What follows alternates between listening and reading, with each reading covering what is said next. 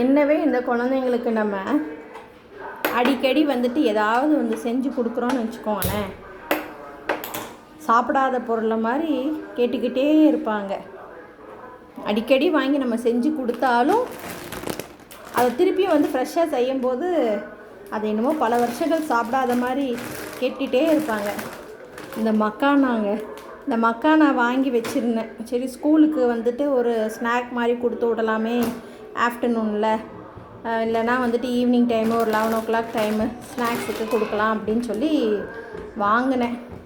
இது 2 நாளாக கேட்டுட்ருக்கா, எனக்கு அந்த மக்கானா கூட அடிக்கடி இது இந்த மாதிரி 2 பேக்கெட் வாங்கினாலும் இது 2 பேக்கெட்டும் வந்து சாப்பிட்டு காலி பண்ணுறது அவள் தான்.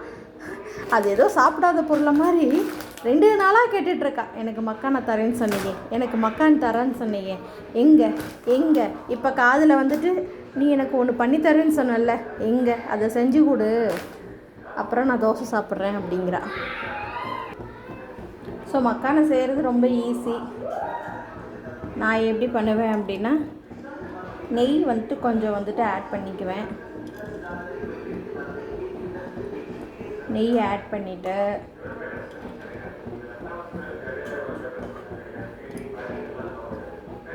குட்டி ஸ்பூன் தான், அதனால தான் இத்தனை வாட்டி போடுறேன். என்னடா இவ்வளோ வாட்டி நெய் போடுறீங்க அப்படின்னு நினைக்காதீங்க, குட்டி ஸ்பூனு.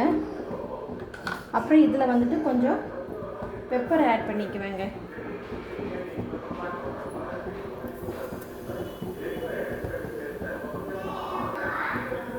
பெப்பர் ஆட் பண்ணதுக்கப்புறம் உப்பு வந்துட்டு கொஞ்சம் ஆட் பண்ணிக்குவேன்.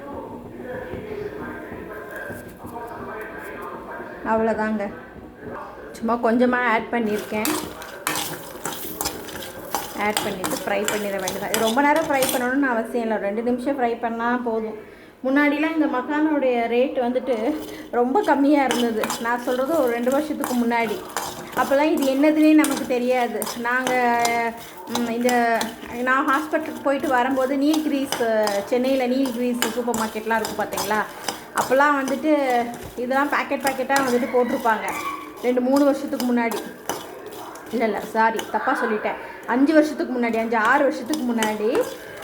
அப்போ இதெல்லாம் என்னது இதெல்லாம் அப்படின்னு சொல்லிட்டு பார்ப்பேன். அப்போல்லாம் இது நமக்கு மக்கானா அப்படிங்கிறது தெரியவும் தெரியாது, ரேட்டெல்லாம் இப்போ கம்மியாக இருக்கும். இந்த ட்ரெண்டிங்கிட்டு எதையாவது போட்டு விட்டுடுறாங்க, இது நல்லது, அது ஹெல்தி, இதை சாப்பிடுங்க, அது சாப்பிட்டிங்கன்னா சூப்பர் அப்படின்ட்டு அவங்க போடுறதும் போட்டுடுறாங்க. கடவுளே, ரேட்டெல்லாம் சும்மா அவ்வளோவான வைக்கிறாங்க. இதை நீங்களும் ஃபீல் பண்ணுறீங்களா? நான் நிறையவே ஃபீல் பண்ணுறேன். நம்ம நார்மலாக வந்துட்டு ஏதாவது ஒன்று வந்துட்டு வாங்குவோம், ஆனால் அதோடைய ஹெல்த் பெனிஃபிட்ஸ் அப்படின்னு சொல்லி இவங்க ரீல்ஸ் போடுறேங்கிற பேரில் கடவுளை தெரிஞ்சிச்சுன்னா அமைதியாக இருக்கவும் மாட்டேங்கிறாங்க. அப்படி போட்டு தள்ளிடுறாங்க ரீல்ஸை கடைக்காரங்க. ஆஹா இதுதான் நல்ல வாய்ப்புன்னு சொல்லிட்டு ரேட்டை நல்லா ஏற்றி வச்சு விற்றுடுறாங்க. நான் இது நிறைய விஷயத்தில் நான் அனுபவப்பட்டிருக்கேன். நீங்களும் அந்த மாதிரி ஏதாவது அனுபவப்பட்டிருக்கீங்களான்னு சொல்லுங்கள். அவ்வளோதான், ஒரு 2 நிமிஷம் இதை வந்துட்டு நல்லா வந்துட்டு பண்ணாலே தெரியும். ஃபஸ்ட்டு நம்ம வந்துட்டு எல்லாருக்கும் உங்களுக்கு தெரியும், இருந்தாலும் சொல்கிறேன். ஃபஸ்ட்டு வந்துட்டு இது வந்து நமக்கு வந்துட்டு ஃப்ரை ஆகிற மாதிரியே தெரியாது, உங்களுக்கு கீழே உருண்டு ஓடிடுச்சு. ஃபஸ்ட்டு எதுவும் ஃப்ரை ஆகிற மாதிரி தெரியாது உங்களுக்கு.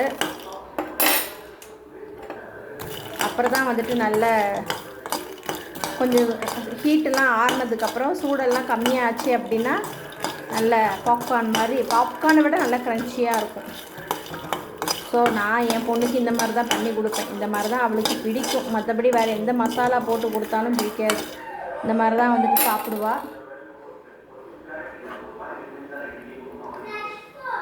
சுகர் அந்த கேரமலைஸ் பண்ணி ஒரு திருப்பு போட்டு கொடுத்துருந்தேன், ஆனால் அதை அந்தளவுக்கு வந்துட்டு அவளுக்கு பிடிக்கலை. பெப்பர், சால்ட்டு, நெய் இது 3 பண்ணி கொடுத்தாலே நல்லா சாப்பிட்டுக்குவா. மசாலா பவுடர்லாம் எதுவும் போட வேண்டாம், இது போட்டாலே போதும், அவ்வளோதான். மக்கானா ரெடி. நீங்களும் ட்ரை பண்ணி பாருங்கள். பாய்.